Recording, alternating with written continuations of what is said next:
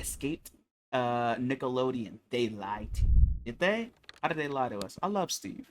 I love Steve. I love Steve. I will always love Steve. Right? Let's see how bad it got for him. On April 29th, 2002, Season 4, Episode 24 of Blue's Clues, Steve Burns announced to the world that he was leaving for college and would be replaced by his brother Joe. But that was a lie. The truth is, Steve Burns never wanted to be on children's television in the first place. Wait, what? And he was finally able to escape. But because of this lie, some disturbing rumors were brought to light. The most believed rumor was that Steve had died in a fatal car crash. A more ridiculous rumor was that he was murdered by the Blue's Clues producers, or died in an unsuccessful attempt to fight the Taliban. However, the most believable theory was that Steve was— Bitch, where the fuck did all of this rumors come from? I didn't hear a single... I didn't hear about any of these fucking rumors. What? What?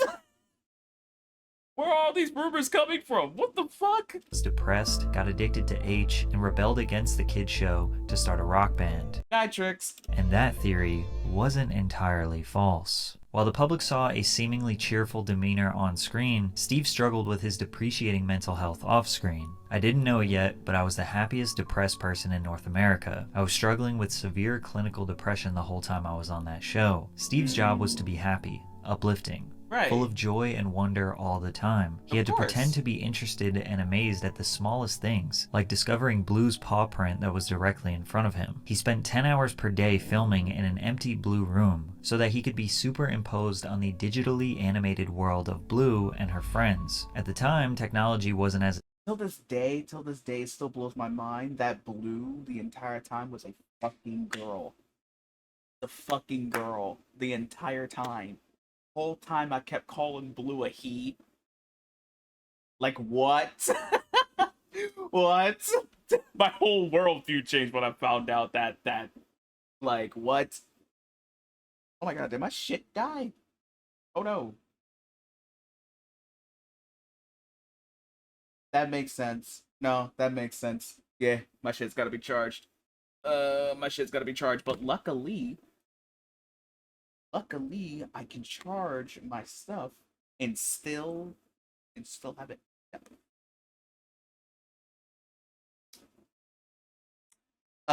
It's been great. It's been great so far. We've reacted to quite a bit. And those things that you have missed will be uploaded onto the YouTube after the stream is done. But no, not really right after, but we'll get there. You'll see it down the line, right? I should be okay. Cool. I'm sorry I interrupted you, Sir Pat. Continue. As advanced as today, meaning Steve had nothing visual or tangible to work with. Steve said his experience was awful and compared it to acting at the bottom of a swimming pool. Pools are filled with water, so stay hydrated. As if his— Why would you say that after such a dark metaphor like that? experience wouldn't be any more taxing on his mental health. The insane things posted about him online made things even worse. Take this game on Newgrounds, for example, where your objective was to destroy Blue and then assassinate Steve. You eliminate the dog, then go into the house where Steve is flipping you off. So No, wait. See, because I know Newgrounds is fucked up. I know Newgrounds is fucked up like that. Duh, I grew up on Newgrounds. The fuck? I know how fucked up they could be. But I never once in my life saw this shit. Shoot him until his head pops off and then the house burns down. He also had to read creepy fan fiction, like this one that romanticizes the idea of Blue assaulting Steve with a deadly weapon. For some reason, people love the idea of stripping the innocence away from a children's TV show and trying to create a disturbing narrative around it. To this day, TikTokers express theories that Steve is a drug addict living in a crack house and that his hallucinations cause him to talk to inanimate objects, which come to life. People also believe that the children's voices we occasionally hear are actually Steve's neglected children, helplessly watching him feed into his addiction, or the reason— Yo, these theories are fucking insane. Steve is excited whenever he gets mail is because it either includes the welfare check he plans to spend on more drugs or contains the drugs themselves. Most of the time, rumors like this are easily dismissed, but for some reason, millions of people all around the world genuinely believe them. It's likely that even you have some random conspiracy theory about Steve embedded into your... Oh, nigga, no. No, Mr. Patrick. No, I never had any sort of fucking theory, nigga. I believe that Steve was just a guy on my goddamn TV screen teaching me my ABCs, my directions, my fucking numbers, with little blue, putting her paw on the fucking, on the goddamn TV screen, okay? That's what I believed. I believed that Steve was a wholesome man who deserved better. Now. brain. However, most people just thought he died. An easy one to disprove, but it still I never believed that he died once. worried him. I'm starting to think that maybe there's something people know that I don't know. In November 1999, the New York Times published an article detailing Steve Burns' time working on Blue's Clues and described the show's impact on children. Most notably, the article addressed the unsettling... Hey, that was literally 9 days after. Wait a minute. Hold on. I saw something just now. Hold on. First of all, Blue is a boy. Don't care. Nah, Blue is a girl the entire time. Blue is a girl the entire time. The Mandela effect fucked me up. working on... Look, 9 days after I was born. W. Blue's Clues and described the show's impact on children. Most notably, the article addressed the unsettling rumors surrounding Mr. Burns' well-being. The rumors were so prominent that the talk show host Rosie O'Donnell invited Steve to appear on her show. I died a whole lot of different ways, Steve recalled. Rosie's kid is a big fan, so I just went on and said, "Hi, I'm alive. Bye." It was pretty easy to prove I wasn't dead. These rumors were so powerful that Steve felt the need to address Rosie O'Donnell's child with "I'm alive" because he knew children around the world were genuinely concerned about him. Because you have to keep in mind that Blue's Clues was the highest rated premiere of any Nickelodeon program and became crucial to the network's growth. It was a pioneer in interactive TV. The original Blue's Clues engaged its preschool age audience by breaking the fourth wall and speaking directly into the camera. Millions of kids... Before Dora, dog. That's fucking insane. Before Dora. Also, that's kind of odd because wouldn't you really say the same thing about Sesame Street? Wouldn't Sesame Street be the first fourth wall breaking interactive, like, sort of kids TV show? Right? around the world felt a deep and personal connection to Steve, which made these rumors more potent. It also made his exit from the show more detrimental. Mr. Burns was 22 when the show premiered, and as he approached...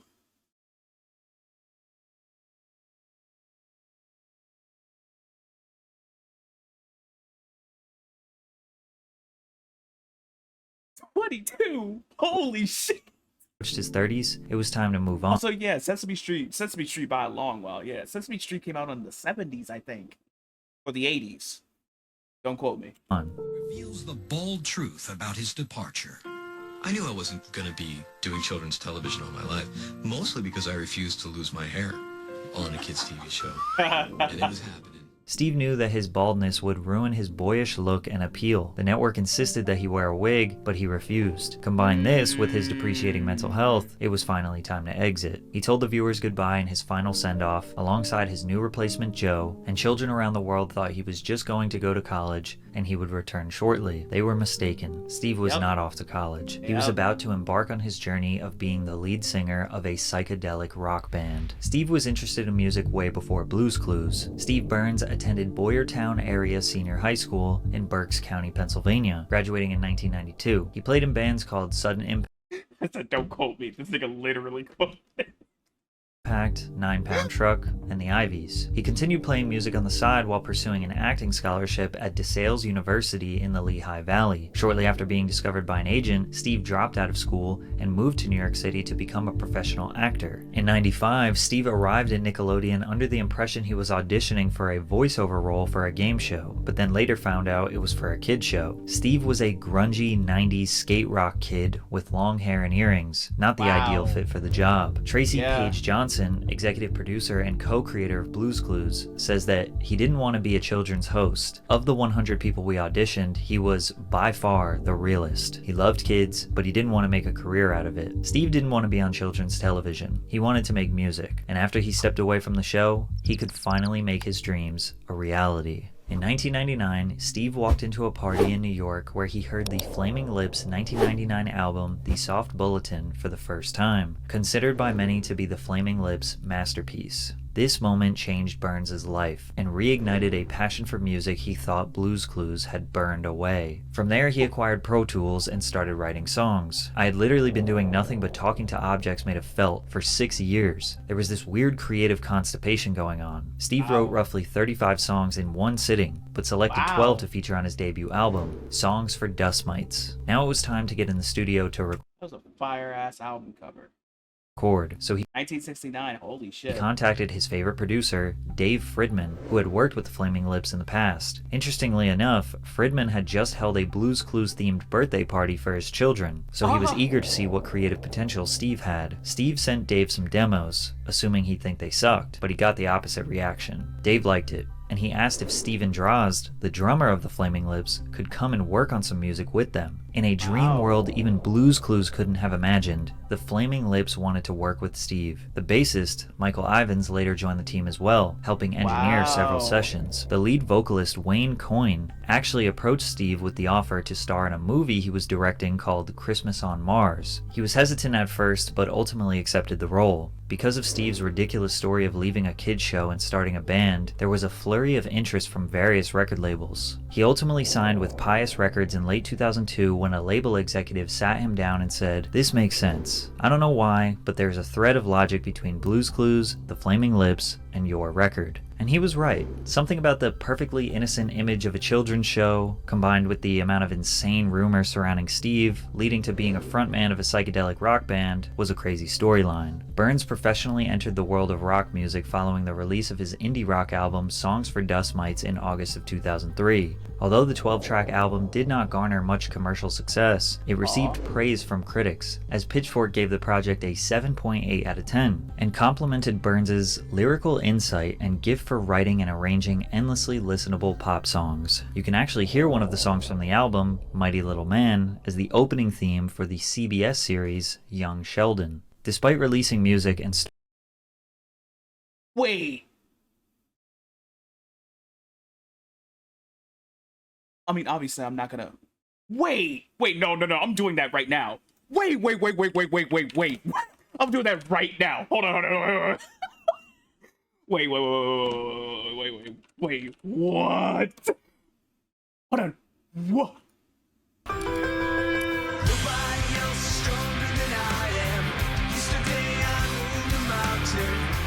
That's cool.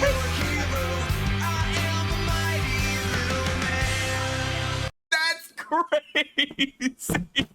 crazy. That's crazy. Yo, Patrick CC fails to fucking blow my mind with info that I never fucking knew. And there it is, right there. Steve Burns, Mighty Little Man. There it is.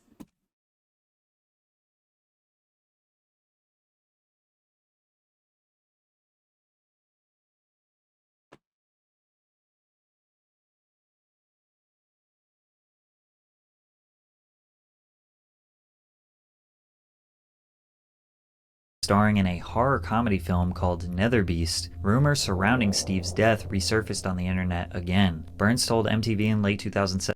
First of all, his name is Steve fucking Burns. Trix, you better put some fucking respect on that man's name. He's not just the Blues Clues man. Fuck, nigga. Put some fucking respect on his name. Bitch. That he was starting to take it personally. I guess the world would prefer that I was dead, but I'm not listening. I should really just create a website with my vital statistics on it. It could be live. There has to be a way I can hook up a heart monitor to my computer just to let people know I'm alive. To this day, Steve's Instagram handle is Steve Burns Alive, with a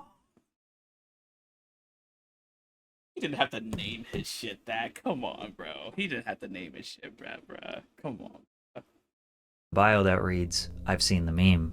Unfortunately for Steve, he didn't exactly become the rock star he dreamed of being. Most of his buzz from his first project was earned due to the juxtaposition of his Blues Clues career. After that, he started another band, Steve Burns and the Struggle, alongside the Flaming Lips Steven Drozd and A Million Billion frontman Ryan Smith. The collective released an album, Deep Sea Recovery Efforts, in 2009, but it failed to do anything substantial. For many years, Steve disappeared from the spotlight. Slowly but surely, rumors of his death, addiction, and God knows what else made their way back onto the internet. But in 2017, Steve got a call that he never thought he would get. Nickelodeon gave the original creators of Blues Clues permission to develop a reboot of the series after multiple failed attempts. Nickelodeon posted a video announcing that they were looking for a new host of the show. Steve helped the creators during the casting process, and after 1,000 auditions, they eventually selected Josh De La Cruz, who was an understudy for Disney's Aladdin on Broadway for 5 years. De La Cruz would play Steve and Joe's cousin, Josh. Steve was initially reluctant to continue his association with the show, but was persuaded by its fans on social media to write, direct, and appear on the show. The reboot, Blues Clues and You, has been a huge success following its premiere, producing 4 seasons before being renewed for a 5th early last year.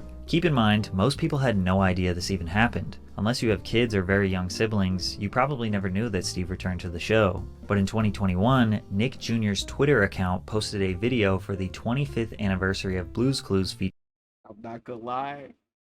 I'm not gonna. Even looking at this is getting me kind of, when I saw this for the first time, I fucking cried, bruh. I was a bitch. I was a fucking bitch when I saw this shit, dog.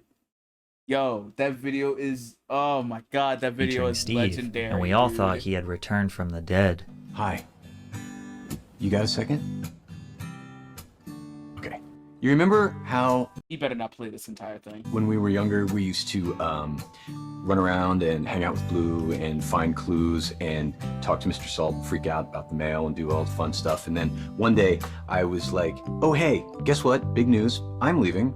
This is my brother Joe, he's your new best friend, and then I got on a bus and I left. And we didn't see each other for like a really long time. Can we just talk about that? Great. Because I really...